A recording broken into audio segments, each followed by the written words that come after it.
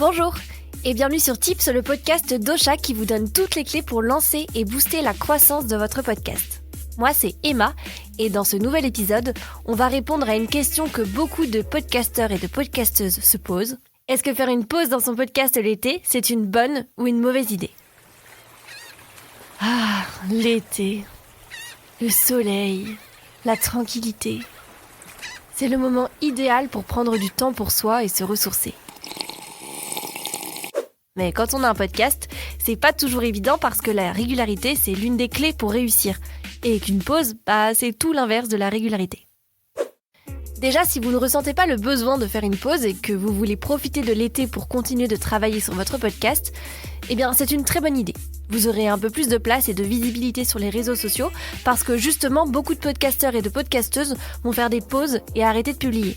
Ça peut donc être un bon moment pour essayer de conquérir le cœur d'une nouvelle audience. Profitez-en. Après, si vous ressentez le besoin de faire une pause, dites-vous que c'est forcément une bonne idée aussi. Il vaut mieux vous arrêter un peu plutôt que de perdre en qualité et de vous fatiguer. Le podcast, c'est comme un marathon. Quand vous fatiguez, il vaut mieux faire une petite pause. Ralentir le rythme et souffler pour pouvoir reprendre et continuer. L'objectif, c'est surtout de ne pas abandonner et de s'accrocher. Bon courage!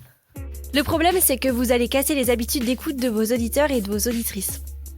Oui, c'est vrai, votre audience vous retrouve normalement à une fréquence bien précise et vous allez très certainement leur manquer. Je vous conseille donc de bien préparer le terrain et de porter une attention toute particulière à votre dernier épisode. Que ce soit au début, au milieu ou à la fin de votre épisode, prenez le temps de dire quelques mots pour annoncer vos vacances en donnant idéalement la date de reprise de publication à un rythme normal de vos épisodes. Ça fera patienter votre audience. Évitez donc de prendre une pause de 2 mois sur un coup de tête sans prévenir vos auditeurs et vos auditrices. Ça pourrait vraiment avoir un impact négatif sur votre podcast sur le long terme. Même si, encore une fois, j'insiste, si vous avez besoin de faire une pause, foncez. Posez. Après, faire une pause, ça ne veut pas dire que vous allez disparaître forcément. C'est aussi ça la magie du podcast. On va voir ensemble 3 techniques pour rester actif sur votre podcast tout en prenant des vacances bien méritées. Technique numéro 1.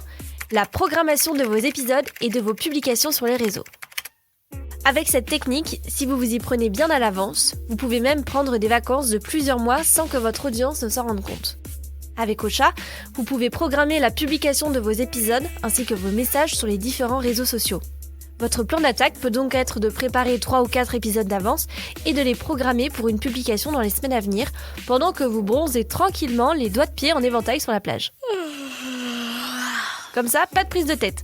Vous prenez vos vacances, mais vous continuez de publier vos épisodes et d'être présent pour vos auditeurs et vos auditrices. Technique numéro 2, la cross-promotion. L'été, c'est un moment idéal pour mettre en place une stratégie de cross-promotion efficace avec d'autres podcasteurs et d'autres podcasteuses. Vous pouvez par exemple décider de glisser dans votre propre flux RSS des épisodes d'une autre émission pour la mettre en avant. En contrepartie, vos épisodes pourraient aussi être publiés dans le flux RSS d'autres podcasteurs et podcasteuses, ce qui vous donnerait l'occasion de toucher une toute nouvelle audience. Si le sujet de cross-promotion vous intéresse, vous pouvez aller voir notre vidéo sur YouTube qui en parle. Je vous mets le lien dans la description. Technique numéro 3, le repush de vos propres épisodes. L'idée de cette 3e technique, c'est de capitaliser sur le contenu que vous avez déjà créé pour combler votre absence pendant vos vacances.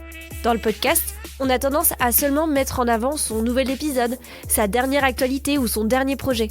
Pourtant, votre podcast a forcément des épisodes qui méritent de revoir la lumière et d'être sous les feux des projecteurs une nouvelle fois. Vous pouvez donc prévoir un petit repush de vos anciens épisodes pendant les vacances pour que vos auditeurs et vos auditrices puissent les découvrir à nouveau, ou les découvrir tout court pour les membres de votre communauté qui viennent de vous rejoindre. Nous, c'est ce qu'on va faire pour Tips cet été. Et oui, vous devez bien vous en douter, ce sujet d'épisode voulait forcément dire quelque chose. Avec Robin, on vous a donc prévu un parcours en 9 étapes. Chaque semaine, on vous repartage tous les épisodes essentiels pour créer votre podcast. L'objectif, que vous soyez fin prêt et fin prête à lancer votre podcast à la fin de l'été. Pendant ce temps-là, on vous prépare de belles choses pour la rentrée et on se retrouve la première semaine de septembre pour une toute nouvelle saison de Tips. Merci d'être resté jusqu'au bout de ce nouvel épisode de Tips et merci de nous suivre depuis le lancement de ce podcast. Si vous connaissez des gens autour de vous qui veulent se lancer à leur tour, c'est le moment de le partager. On vous souhaite de très très bonnes vacances avec Robin. Ouais, de très Oui, ça va, Robin. Très bonnes vacances. Et du coup, on se retrouve quand même la semaine prochaine pour la première étape du Challenge Tips. À vos micros. Ocha Originals. Cette émission vous a été proposée par Ocha, la première plateforme française d'hébergement et de marketing du podcast.